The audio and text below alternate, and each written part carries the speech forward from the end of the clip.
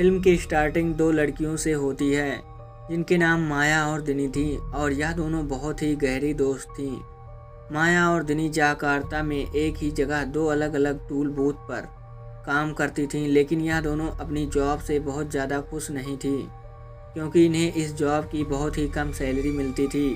एक दिन माया दिनी के साथ फ़ोन पर बात कर रही थी कि तभी उसके बूथ के पास एक गाड़ी आकर रुकती है जिसमें बैठा इंसान माया को अजीब तरीके से घूर रहा था, जिससे माया भी घबरा गई थी।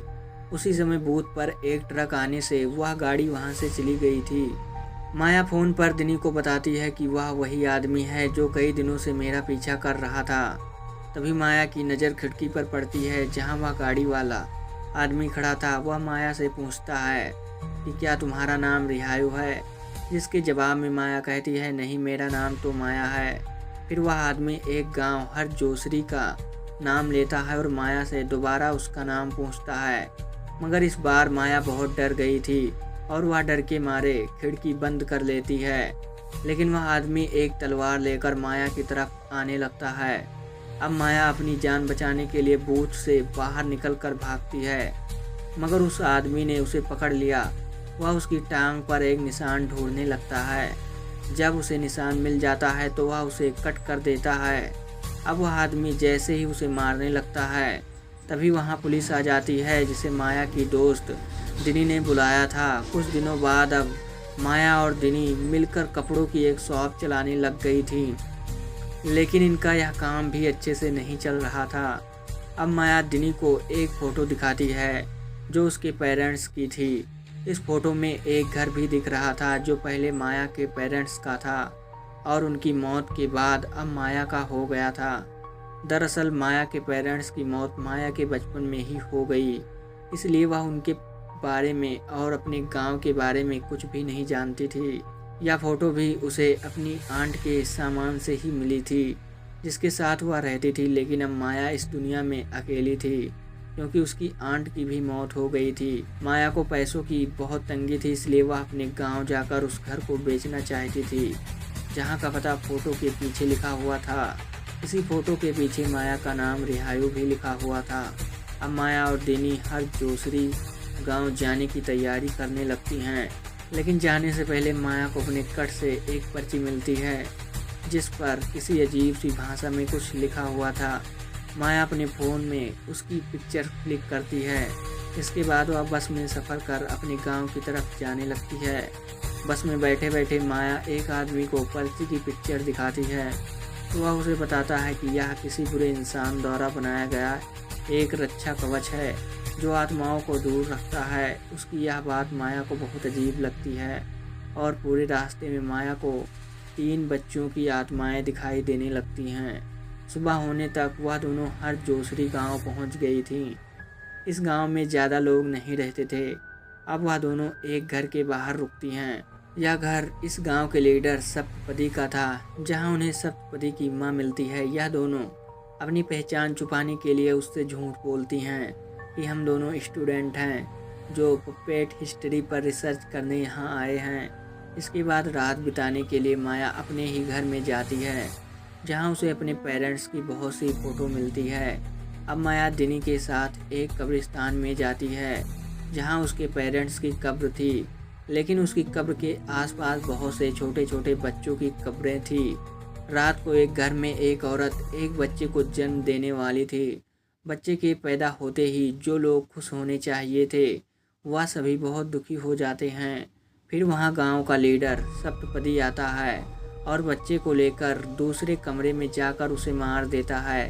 अब उसने ऐसा क्यों किया था इसके बारे में आगे पता चल जाएगा। अगले दिन सुबह माया की नज़र कुछ लोगों पर पड़ती है जो एक डेड बॉडी को दफनाने जा रहे थे। अब माया और दिनी भी वहीं उनके पास जाती हैं, लेकिन गांव के लोग उन्हें बड़े अजीब तरीके से घूर रहे थे, जिससे घबराकर वह दोनों वहां से जाने लगती हैं, मगर सप्तपदी उन्हें रोक लेता है।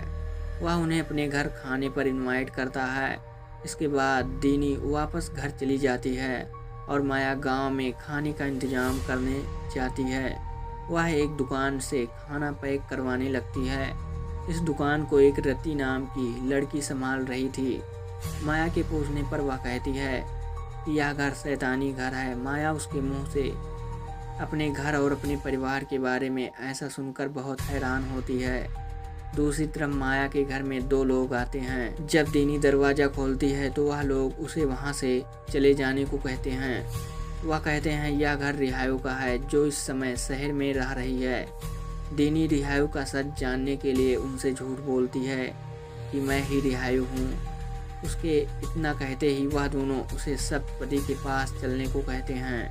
दीनी माया को बिना बताए ही उनके साथ चली जाती है ताकि वह घर के पेपर्स ले सके जो सप्तपदी के पास थे।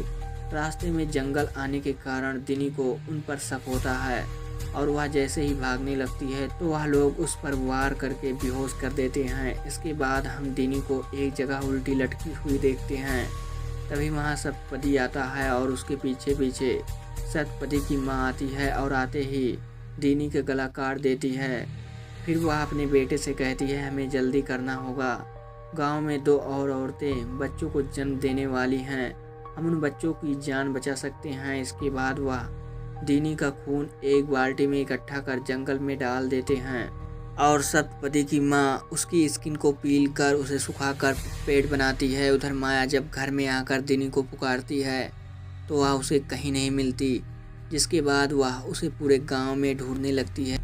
उसे ढूंढते ढूंढते वह सप्तपदी के घर तक आ गई थी, जहां सप्तपदी उसकी मदद करने की बात कर उसे झूठा हौसला देता है। उसी रात गांव में पपेट शो हो रहा था, जहां एक कपल बैठा बातें कर रहा था कि अब उनका बच्चा बिल्कुल ठीक पैदा होगा। इसी शो में रति को ढूंढती हुई माया भी आती है, जिसे गांव के लोग कहते हैं कि हमें दीनी कहीं नहीं मिली। अब जब माया अपने घर में थी तो उसे एक बच्ची दिखाई देती है जो उसे गांव के एक घर में जाने को कहती है, जहां एक औरत बच्चे को जन्म देने वाली थी। इसके बाद माया उस घर के बाहर जाकर देखती है कि उस औरत ने जिस बच्चे को जन्म दिया है उसके शरीर पर बिल्कुल भी स्किन नहीं था। इसके बाद वह देखती है कि सप्तपदी ने उस बच्चे को मार डाला था। यह सब देखकर माया काफ़ी डर गई थी और गांव वालों को भी माया के वहां होने का पता चल जाता है।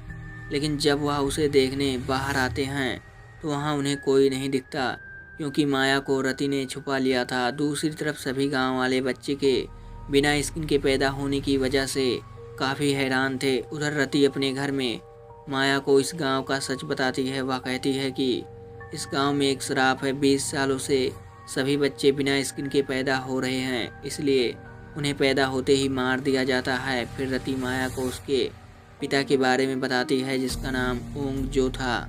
वो गांव का लीडर होने के साथ साथ पपेट मास्टर भी था। ओंग जो काफ़ी अमीर था और उस समय सप्तपदी और उसकी माँ उसके सर्वेंट थे।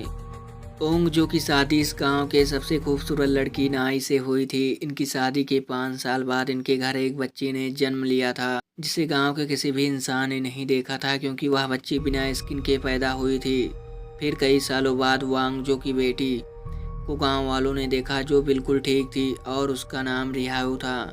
उसी समय गांव में बातें होने लगी कि वांगजो ने गांव की 3 बच्चियों को बलि देकर अपनी बेटी को ठीक किया है।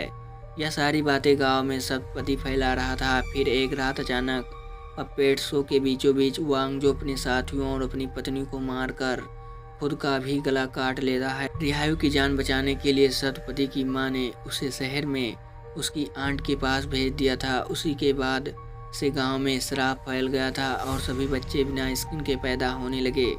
रति उसे आगे बताती है कि सप्तपदी के अकॉर्डिंग श्राप को दूर करने के लिए रिहायू को मारकर उसकी स्किन से पपेट बनाने होंगे, इसलिए गांव वाले दीनी को रिहायू समझकर उसे मार डालते हैं। लेकिन बच्चे के तंदुरुस्त पैदा न होने की वजह से उन्हें पता चल जाता है कि उन्होंने गलत लड़के को मार दिया है। रिहायू तो अभी जिंदा है और वह लोग उसे पागलों की तरह ढूंढने लग जाते हैं। उधर रति माया को बताती है कि मेरी दादी मुझे कहा करती थी कि श्राप को कभी खत्म नहीं किया जा सकता, उसे तो सिर्फ ट्रांसफ़र किया जा सकता है। जब माया को पता चला कि दीनी के साथ क्या हुआ तो वह डर कर गाँव से भागने लगती है। माया डर कर जंगल में आ गई थी और गांव वाले भी उसे ढूंढते ढूंढते वहीं आ गए थे। लेकिन माया चालाकी से उन्हें भटका देती है और वह भागकर एक पेड़ के पास छुप गई थी। अब माया जंगल में अकेली बैठी थी, तभी उसे 3 बच्चियों की आत्माएं नजर आती हैं। फिर एक बच्ची की आत्मा उसके पास आकर माया को एक विजन दिखाती है। इस विजन में माया देखती है उसकी माँ सतपति से प्यार करती थी, लेकिन उसकी शादी वांगजो से हो गई थी। माया असल में वांगजो की नहीं बल्कि सतपति की बेटी थी, जिसके बारे में सतपति की माँ को पता चल गया था। इसके बाद सतपति की माँ नाई और सतपति के बालों को लेकर कोई काला जादू करती है, जिसके बाद बिना स्किन वाली रिहायु का जन्म होता है। फिर वह अपने जादू से अपने बेटे की मेमोरी भी खत्म कर देती है, जिसके बाद से सतपति को अपने अफेयर के बारे में कुछ भी याद नहीं रहता।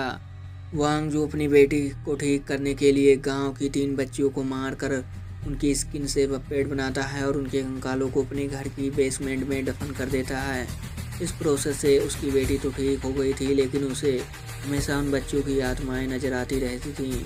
अब वांगजो एक पर्ची पर एक मंत्र लिखकर माया की टांग में फिक्स कर देता है, ताकि उसे फिर कभी आत्माएं नजर ना आए। इसके बाद सतपति गांव की बच्चियों का बदला लेने के लिए अपना फेस कवर कर वांगजो उसकी पत्नी और उसके साथियों को मार देता है और वांगजो के पप्पेट चुराकर उसके पास रख लेता है। फिर वह आत्माएं माया से कहती हैं कि अगर वह उनके कंकालों और पप्पेट्स को एक साथ दफन कर दें तो यह श्राप खत्म हो सकता है। जब माया को होश आता है तो उसके पास रति थी, जिसे माया सारा सच बताती है। अब वह पहले सतपति के घर जाकर पप्पेट चुराती है और फिर माया के घर से कंकाल निकालती है, जिसके बाद वह कंकालों और पप्पेट्स को एक बॉक्स में डालकर दफन कर देती है और उन बच्चों की आत्माओं को मुक्ति मिल जाती है। माया और रति अभी बातें ही कर रही थीं कि तभी वहां गांव वाले आ जाते हैं। माया रति को उस घर में छुपने को कहती है जहां एक बच्चे का जन्म होने वाला था। दरअसल माया यह चेक करना चाहती थी कि श्राप खत्म हुआ या नहीं। माया की बात मानकर रति वहां से चली जाती है